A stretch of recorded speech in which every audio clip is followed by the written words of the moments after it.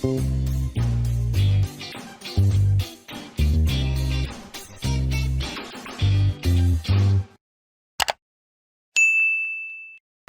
நான் தான் Shabdina. Welcome back to Shabdina's kitchen. இன்றைக்கி நம்ம கிச்சனில் பார்க்க போகிற ரெசிபி என்ன? பச்சைப்பயிறு அடை. நம்ம நார்மலாக வந்து வீட்டில் அடை பண்ணும்போது கடலைப்பருப்பு, துவரம்பருப்பு, அப்புறம் மற்ற பருப்புலாம் போட்டு பண்ணியிருப்பீங்க. ஸ்பெசிஃபிக்காக நான் என்ன பண்ணுறேன்னா, இந்த பச்சைப்பயிறு அடையோட கொஞ்சம் கடலைப்பருப்பும் அதுக்கப்புறம் பச்சை அரிசியும் போட்டு பண்ணியிருக்கோம். எதுக்காக யூஸ் பண்ணிக்க சொல்லிட்டு தெளிவாக வீடியோவில் கொடுத்துருக்கேன். அதாவது பார்த்திங்கன்னா, இந்த பச்சை அரிசி வந்து நல்லா முறுமுறுன்னு வரதுக்காக கொடுத்துருக்கோம். நார்மலாக அடை பண்ணும்போது என்ன பண்ணால் கொஞ்சம் லைட்டாக லூஸாக அரைச்சி தோசைக்கல்ல ஒரு கண்டி எடுத்து நீங்கள் அப்படியே ஊற்றி நீங்கள் அரை சுடுவீங்களா. ஆனால் இது அப்படி பண்ண போதில்லை. இந்த அடையை பொறுத்த வரைக்கும் பர்டிகுலராக அந்த தோசைக்கல்லே போட்டு தட்டி நீங்கள் சுடுவீங்க.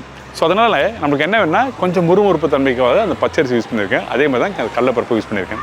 ஸோ இந்த அடையை எப்படி அரைக்கணும், இதில் என்னென்ன போட்டிருக்கேன்னு சொல்லிட்டு ரொம்ப சூப்பரான ஸ்டைலில் சொல்லி கொடுத்துருக்கோம். அது மட்டும் இல்லை, இந்த மாதிரி அடைக்கு வந்து வெள்ளைக்குருமா, காய்கறி வெள்ளைக்குருமா ஹோட்டலில் போனால் சாப்பிட்றதுக்கு நல்லாயிருக்கு, மண்டபத்தில் போனால் நல்லா இருக்குன்னு சொல்கிறீங்களே. ஸோ அந்த ரெசிபி தான் வந்து நான் இன்றைக்கி பண்ணியிருக்கேன். கண்டிப்பாக ட்ரை பண்ணி பாருங்கள். இந்த மாதிரி அடைக்கு வந்து இந்த வெள்ளைக்குருமா தொட்டு சாப்பிட்றதுக்கு ரொம்ப சூப்பராக இருக்கும். ஃபஸ்ட்டு இந்த பச்சைப்பயிறு அடைக்கு தேவையான பொருட்கள் என்னென்ன பார்த்தலாமா?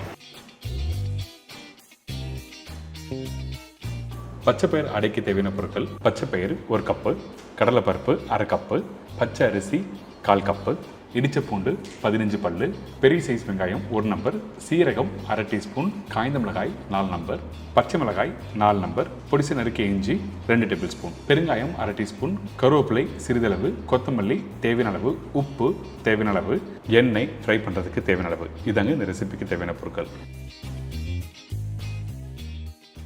இன்றைக்கி இந்த பச்சைப்பயிறு அடை பார்த்திங்கன்னா கடலைப்பருப்பு, பச்சரிசி எல்லாம் போட்டு பண்ணியிருக்கோம். எதுக்காக இந்த இடத்துல கடலைப்பருப்பு, பச்சரிசி யூஸ் பண்ணிக்கிட்டோன்னா, வெறும் பச்சைப்பயிறு அடை நீங்கள் போட்டு நீங்கள் சுடும்போது அந்த அளவுக்கு கிறிஸ்பியாக கொடுக்காது. அதனால் நம்ம என்ன பண்ணுறோம்னா, இந்த இடத்துல டேஸ்ட்டுக்காக வந்து கடலைப்பருப்பும் பச்சரிசி வந்து நல்லா முறுமுறுன்னு வரதுக்காக யூஸ் பண்ணுறோம். நீங்கள் நார்மலாக வீட்டில் பருப்பு அடை பண்ணும்போது துவரம்பருப்பு, கடலைப்பருப்பு 2 ஊற வச்சும் பண்ணியிருப்பீங்க, இல்லை தனியாக ஊற வச்சும் பண்ணியிருப்பீங்க. ஆனால் இன்றைக்கி இந்த பச்சைப்பயிறு யூஸ் பண்ணும்போது கண்டிப்பாக ரொம்ப நல்லாயிருக்கும். அதனால் இந்த 3த்தையும் ஒன்றா போட்டு ஊற வச்சுருக்கேன். குறைஞ்சபட்சம் ஒரு 4 மணி நேரம் நல்லா ஊற வச்ச பிறகு வாஷ் பண்ணிவிட்டு அரைக்க ஆரம்பிக்கிறோம். அரைக்கிற பக்குவம் என்னென்னு நல்லா குறைன்னு அரைக்கணும். அதே டைமில் தண்ணி ஊற்றாமல் அரைச்சிருங்க. நீங்கள் அரைக்கும் போது ஒரு 4 காஞ்ச மிளகாய் போட்டு அரைச்சிடணும். சரிங்களா? பார்த்தீங்களா, இந்த பச்சைப்பயிறு, கடலைப்பருப்பு, அரிசி 3த்தையும் நல்லா அரைச்சி எடுத்தாச்சு. அரைக்கும் போது கொஞ்சம் கூட தண்ணி யூஸ் பண்ணவே இல்லை. தண்ணி இருந்தால் நீங்கள் தோசையோட கான்செப்ட் போயிடும். அதனால் நம்ம என்ன பண்ணுறோம், இந்த மாதிரி கெட்டியான பக்குவத்தில் பண்ணுறோம். எதுக்காக இந்த மாதிரி கெட்டியான பக்குவத்தில் பண்ணுறீங்கன்னா, கையில் தட்டி போடலாம், அப்படின்னா தோசைகளை டேரெக்டாக தட்டி போடலாம். ஸோ இந்த மாதிரி பக்குவத்தில் வர்றதுக்காக மட்டுமே இந்த மாதிரி அரைக்கிறோம். இதுக்கப்புறம் பொடிசை கட் பண்ணி வச்சுருக்க வெங்காயம் இந்த மாதிரி அடைக்கி கொஞ்சம் எக்ஸ்ட்ராவே போடுங்க. அப்போ தான் நீங்கள் சாப்பிடும்போது நல்லாயிருக்கும். இதுக்கப்புறம் பொடிசை கட் பண்ணி வச்சுருக்க கருவேப்பிலை போட்ட உடனே நம்ம என்ன பண்ணுறோன்னா, இஞ்சி, பச்சை மிளகாய் எல்லாமே ஒரே ஈவனாக கட் பண்ணி போடுங்க. அப்போ தான் நல்லாயிருக்கும். காரத்துக்கு ஏற்ற மாதிரி பச்சை மிளகாய், இஞ்சி வந்து நல்லா ஃப்ளேவர் கொடுக்கும். இதோட கொஞ்சம் இடித்து வச்சுருக்க பூண்டு போட்டிருக்கோம். பூண்டு அதிகமாக தேவையில்லை இந்த மாதிரி அடை ரெசிபிக்கு. அதுக்கப்புறம் கொஞ்சம் கொத்தமல்லி, கொஞ்சம் பெருங்காயம். இந்த இடத்துல நீங்கள் தேவைப்பட்டால் தேங்காய் யூஸ் பண்ணலாம். அந்த தேங்காய் எப்படி யூஸ் பண்ணணும்னா, பொடிசாக கட் பண்ணி வச்சுருக்க அந்த தேங்காய் போடுங்க. அதே டைமில் கொஞ்சம் சீரகம். இதுக்கப்புறம் தேவையான உப்பு போட்டிருக்கோம். இதெல்லாம் போட்ட பிறகு கையிலேயே நல்லா மிக்ஸ் பண்ண ஆரம்பிக்கிறோம். மிக்ஸ் பண்ணும்போது என்ன வேணும்னா, உங்களுக்கு வந்து கரெக்டாக அந்த வெங்காயம், பச்சை மிளகாய், இஞ்சி எல்லாமே வந்து ஈவனாக மிக்ஸ் ஆகும். அது மட்டும் இல்லை, அந்த பச்சை மிளகாய் கையிலேயே நீங்கள் மிக்ஸ் பண்ணும்போது என்ன ஆகுதுன்னா, உங்களுக்கு வந்து அந்த காரம் வந்து உங்களுக்கு கையில் பிசைய மிக்ஸ் ஆகும்போது கரெக்டாக இருக்கும். அதே டைமில் வெங்காயத்தை நல்லா அழுத்தி மிக்ஸ் பண்ண வேண்டாம். சரிங்களா? மெதுவாக அப்படி மேலோட்டமாக மிக்ஸ் பண்ணிவிட்டு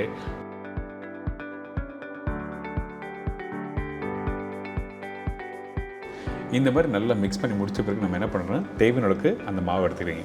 அந்த மாவு எடுத்து நல்லா பெரிய சைஸில், அதாவது உள்ளங்கையில் எந்த அளவுக்கு பிடிக்குமோ அந்த அளவுக்கு நீங்கள் அந்த அடையோட மாவு எடுத்துகிட்டு நீங்கள் உள்ளங்கையில் வச்சு தட்ட ஆரம்பிக்கலாம். இந்த மாதிரி தட்டி நீங்கள் போடலாம். நார்மலாக வடை இந்த மாதிரி ரெசிபி தான் தட்டி போடுவாங்க. ஆனால் அடைக்கும் இந்த மாதிரி தட்டி போட்டோன்னா ரொம்ப நல்லாயிருக்கும். எதுக்காக இப்போ உங்களுக்கு புரிஞ்சிருக்கும் தண்ணி யூஸ் பண்ண வேண்டாம்னு சொன்னேன்னு சொல்லிட்டு. நீங்கள் தண்ணி அதிகமாக யூஸ் பண்ணால் இந்த மாதிரி தட்டி போடும்போது ரொம்ப கஷ்டமாக இருக்கும். அதுக்காக மட்டும்தான் இந்த மாதிரி பண்ணியிருக்கேன். இதுக்கப்புறம் தோசைகள் கரெக்டான சூடில் இருக்கணும். சரிங்களா? இந்த தோசைக்கல் சூடான பிறகு நம்ம என்ன பண்ணுறோம், 1 டீஸ்பூன் எண்ணெய் இல்லை 1.5 டீஸ்பூன் எண்ணெய் போட்டால் போதும். அதிகமான எண்ணெய் வேண்டாம். ஏன்னா தோசைக்கல்லையே வந்து நீங்கள் தட்டி நீங்கள் சுட போகிறீங்க. கொஞ்சம் எண்ணெய் அதிகமாக இருந்தாலும் கரெக்டாக ஒட்ட ஆரம்பிக்காது அந்த தோசைக்கல்ல. அதுக்காக நம்ம என்ன பண்ணுறோம், 1.5 டீஸ்பூன் எண்ணெய் போதும் சொல்கிறேன். அதுக்கு பிறகு தேவையான அளவுக்கு நீங்கள் சைஸில் மாவு எடுத்துக்கங்க. அதுக்கப்புறம் தோசைக்கல்லை வச்சு நல்லா தட்டுறீங்க. நீங்கள் எப்படி தட்டுவீங்க, இந்த மாதிரி விரலை வச்சு தட்டணும். அப்போ தான் வந்து நல்லா முறுமுறுன்னு வரும் குக் பண்ணி முடிச்ச பிறகு. அதுக்காக தான் இந்த மாதிரி விரலை வச்சு தட்டணும்னு சொல்கிறேன்.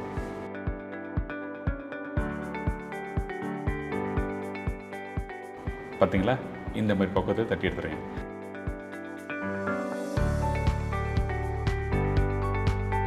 நீங்கள் இந்த இடத்துல எண்ணெயும் வந்து சைடில் அப்படியே விடணும். அப்போ தான் நல்லா முறுமுறுன்னு வரும்.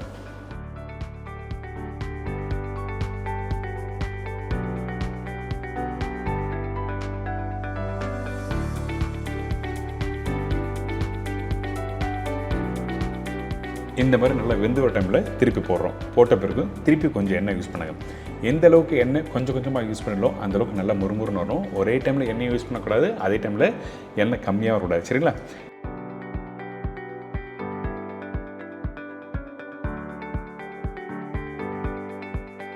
இப்போ 2 சைட்லையும் குக் பண்ணி எடுத்துனா இந்த மாதிரி அடை ரெடியாக இருக்கும். பார்த்தீங்களா? இன்றைக்கி ஒரு ஃபென்டாஸ்டிக் ஸ்டைலில் அடை எப்படி பண்ணணும் சொல்லி கொடுத்துருக்கேன். கண்டிப்பாக ட்ரை பண்ணி பாருங்கள். மார்னிங் பிரேக்ஃபாஸ்ட்டுக்கு இந்த மாதிரி ஹெல்த்தியான ரெசிபி பண்ணலாம். ஆனால் அதே டைமில் பச்சை பயிறு மார்னிங் பிரேக்ஃபாஸ்ட் டைமில் சாப்பிட்டா நல்லா சொல்கிறாங்கல்ல.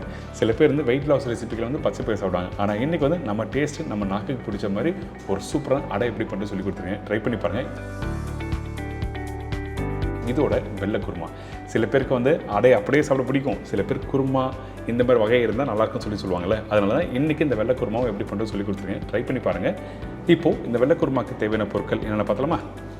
மிக்ஸ் வெஜிடபிள் 1 பவுல், தேங்காய் 4லேருந்து 5 பத்தை, முந்திரி பருப்பு 15லேருந்து 18 நம்பர், வெங்காயம் 2 நம்பர், தக்காளி 1 நம்பர், பச்சை மிளகாய் 4லேருந்து 5 நம்பர், இஞ்சி பூண்டு பேஸ்ட் 1 டேபிள் ஸ்பூன், சோம்பு 1 டீஸ்பூன், முழு கரம் மசாலா தாளிப்புக்கு தேவையான அளவு, மஞ்சத்தூள் சிறிதளவு, தனியா பவுடர் 1/4 டீஸ்பூன், கருவேப்பிலை தேவையான அளவு, கொத்தமல்லி தேவையான அளவு, உப்பு டு டேஸ்ட், ஆயில் சமைக்கிறதுக்கு தேவையான அளவு. இதாங்க இந்த ரெசிபிக்கு தேவையான பொருட்கள். இந்த வெள்ளை குருமா பண்ணுறதுக்கு நம்ம என்ன பண்ண போகிறோம்னா, ஃபஸ்ட்டு நம்மக்கிட்ட இருக்க தேங்காய், முந்திரி, சோம்பு, பச்சை மிளகாய் இது எல்லாத்தையும் ஒன்றா போட்டு அரைக்க போகிறோம். அதனால் நான் சொன்ன ரேஷியோவில் கரெக்டாக அரைச்சிருங்க.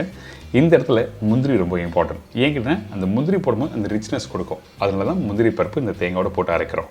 அதே மாதிரி தேவையான அளவுக்கு தண்ணி ஊற்றி ஃபஸ்ட்டு கொஞ்சம் குறைன்னு அரைச்சிருங்க. அதுக்கு பிறகு தேவைன்னா தண்ணி திருப்பி ஊற்றி அரைக்கலாம்.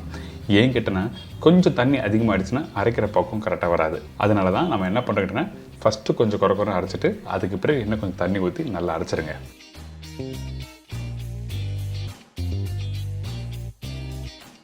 அரைக்கிற பக்குவம் என்ன கேட்டிங்கன்னா கரெக்டாக ஒரு 95% இந்த மாதிரி அரைச்சிருக்கணும்.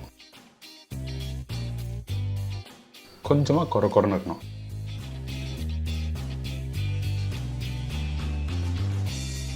இப்போ குருமா எப்படி ரெடி பண்ணுறது பார்க்கலாம்.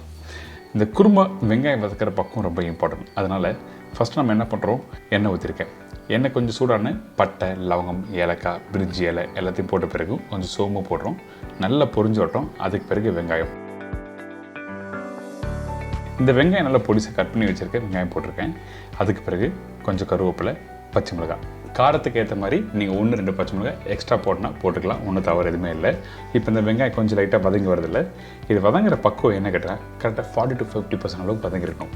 எப்போவுமே குருமா ப்ரிப்பரேஷன் பண்ணும்போது வெங்காயம் 100% வந்து வதங்கக்கூடாது. சரிங்களா? அப்படி வதங்கினா கலர் மாறிடும். பர்டிகுலராக இந்த வெள்ளை குருமாக்கு. அதனால தான் 40 to 50% அளவுக்கு வதங்கி முடிச்ச பிறகு இஞ்சி பூண்டு பேஸ்ட் பண்ண சொல்கிறேன்.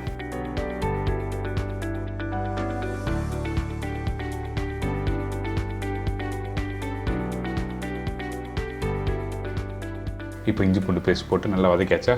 இதுக்கு பிறகு தக்காளி வந்து நான் பாதி தக்காளியை கொஞ்சம் பொடிசை கட் பண்ணி போட்டிருக்கேன். மீதி தக்காளி கடைசி யூஸ் பண்ண போகிறேன். இதுக்கு பிறகு தனியா பவுடர் இந்த இடத்துல 1/4 டீஸ்பூன் போட்டிருக்கேன். அதே டைம் மஞ்சத்தூள் சிறிதளவு, ஜஸ்ட் பிஞ்ச் போட்டால் போதும். அதிகமான மஞ்சத்தூள் வேண்டாம். அதுக்கு பிறகு தேவையான உப்பு, காய்கறி எல்லாத்தையும் நம்ம போட்டுறோம்.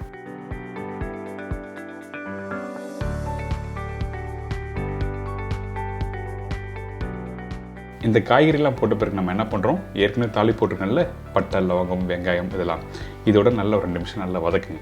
வதக்கி முடித்த பிறகு தேவையான அளவுக்கு தண்ணி ஊற்றி இந்த காயை நல்லா வேக வைக்கிறோம். வேக வைக்கிற பக்குவம் என்ன கேட்டிங்கன்னா கரெக்டாக ஒரு 50% அளவுக்கு காய் வந்துருக்கணும். அதுக்கு பிறகு தேங்காய் போடணும். அதனால் ஒரு மூடி போட்டு காய் வேகட்டும்.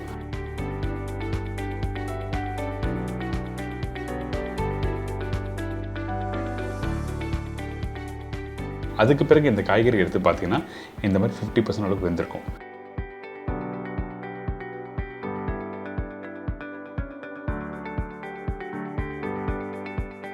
இதுக்கு பிறகு நம்ம என்ன பண்ணுறோம், அரைச்சி வச்சுருக்க அந்த முந்திரி பருப்பு, தேங்காய், பச்சை மிளகாய், சோம்பு பேஸ்ட்டு இது எல்லாத்தையும் ஒன்றா போட்டு நல்லா மிக்ஸ் பண்ணுங்கள். இந்த இடத்துல தேவையான அளவுக்கு கொஞ்சமாக தண்ணி ஊற்றி குக் பண்ணலாம். ஆனால் அதிகமான தண்ணி ஊற்றினீங்கன்னா உங்களுக்கு டெக்ஸ்சர் கொடுக்காது. அதனால தான் நீங்கள் தேங்காய் பேஸ்ட் திக்காக போட்ட பிறகு கொஞ்சமாக தண்ணி ஊற்றி அதுக்கப்புறம் குக் பண்ண ஆரம்பிங்க. அதே டைமில் இந்த கோகனட் பேஸ்ட் போட்ட பிறகு ரொம்ப நேரம் குக் பண்ணக்கூடாது. அதிகபட்சம் ஒரு 5லேருந்து 10 நிமிஷம், குவான்டிட்டிக்கு ஏற்ற மாதிரி டைம் மாறும். சரிங்களா?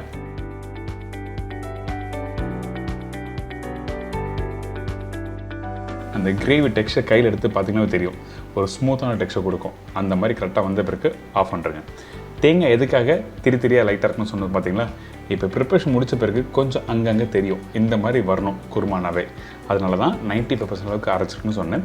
இப்போ கடைசியாக நம்ம என்ன பண்ணுறோம், கொஞ்சம் கொத்தமல்லி போட்டிருக்கேன். அதுக்கு பிறகு பெருசாக கட் பண்ணி வச்சுருக்கேன் இந்த தக்காளி. பார்க்குறதுக்கு நல்லாயிருக்கும். அதனால தான் இந்த தக்காளியை இந்த மாதிரி கட் பண்ணி போட்டிருக்கோம். இன்றைக்கி ஒரு அருமையான ஸ்டைலில் இந்த வெள்ளை குருமா எப்படி பண்ணுறது எல்லாம் தெரிஞ்சிருக்கும். கண்டிப்பாக ட்ரை பண்ணி பாருங்கள். பர்டிகுலராக அந்த வெங்காயம் வதங்குற பக்கம் சொல்லியிருக்கேன். வீட்டில் ட்ரை பண்ணுங்கள்.